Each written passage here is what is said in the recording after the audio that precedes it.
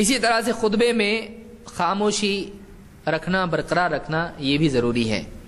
اللہ کے رسول صلی اللہ علیہ وسلم فرماتے ہیں من توضأ یوم الجمعۃ فاحسن الوضوء، جو جمعہ کے دن وضو کرے اور بہترین طور پر اچھے طور پر وضو کرے، کامل وضو کرے، ثم اتى الجمعہ، اور پھر جمعہ کے لیے آئے، فدنا، قریب بیٹھے، واستمع، دھیان سے سنے، وانصت، خاموش رہے، غفر له ما بینہ وبین الجمعۃ الاخری وزیادۃ 3 ایام، ایک جمعہ سے اگلے جمعہ تک کے اس کے جتنے بھی گناہ ہوئے سب معاف ہو جاتے ہیں، اور 3 دن ایکسٹرا۔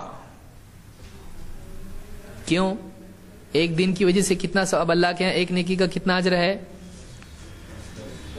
10، منیمم 10 ہے۔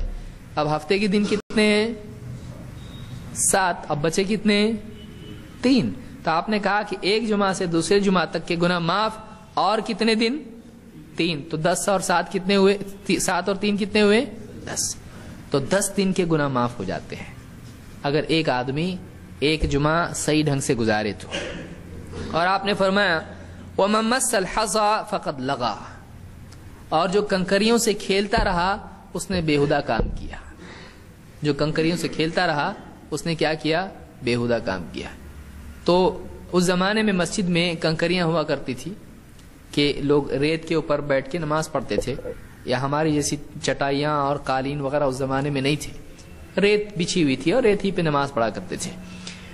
تو یہ مسلم کی روایت ہے۔ تو اس سے معلوم یہ ہوتا ہے کہ جمعہ کے دن لغو چیز میں مشغول آدمی نہ ہو، بلکہ ان چیزوں کا اہتمام کرے، وضو کر کے آئے اور جمعہ کے لیے جلدی آئے، قریب بیٹھے اور دھیان سے سنے، خاموش رہے، تو اس کے سارے گناہ معاف ہوتے ہیں۔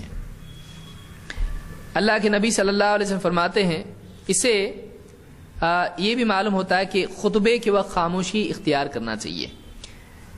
آپ نے فرمایا اذا قلت لصاحبك والامام يخطب يوم الجمعة انصت فقد لغوت، اگر تو نے اپنے ساتھی سے جمعہ کے دن امام کے خطبے کے دوران کہا چپ رہو جی، چپ بیٹھو، اگر ایسا بھی کہا کسی سے تو نے فضول اور غلط اور لغو کام کیا، بےہودہ کام کیا۔ آدمی بولے گا یہ کیسا؟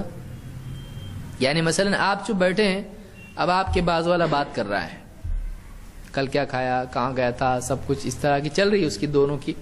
آپ اگر ان کو کہتے ہیں خاموش رہو، تو اللہ کے نبی صلی اللہ علیہ وسلم فرماتے ہیں تو نے بھی غلط کام کیا۔ وہ غلط کر رہا ہے نا، تو نے بھی غلط کیا۔ کیوں غلط ہوا؟ وہ کیا کر رہا ہے؟ بات سے کیا پیدا ہو رہی؟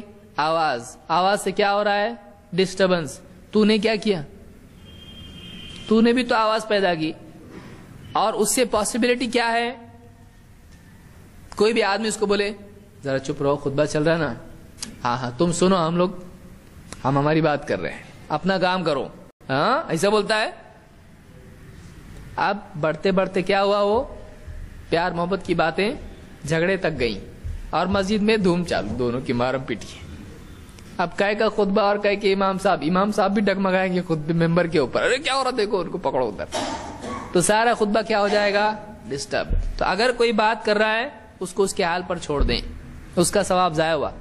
آپ اگر اس کو روکنے میں لگ جاتے ہیں تو جو سننے کا حکم تھا آپ کا، واپس بولیں گے امام صاحب تھوڑا واپس سے بول سکتے، آپ نہیں کر سکتے۔ آپ کا کام ہے آپ سنیے امام صاحب کی بات، اس کو چھوڑ دیجیے، آپ اس کو پنکھے کی آواز سمجھیے، اس کو گاڑیوں کی آواز سمجھیے، آپ اس پر دھیان دیجیے، کیونکہ وہ اپنا اجر برباد کرا ہے، آپ اس کے ساتھ بزی ہو کے اپنا اجر برباد نہ کریں۔ تو یہ بھی اصول زندگی کا یاد رکھیں۔ اس کو امام البخاری اور مسلم دونوں نے روایت کیا ہے۔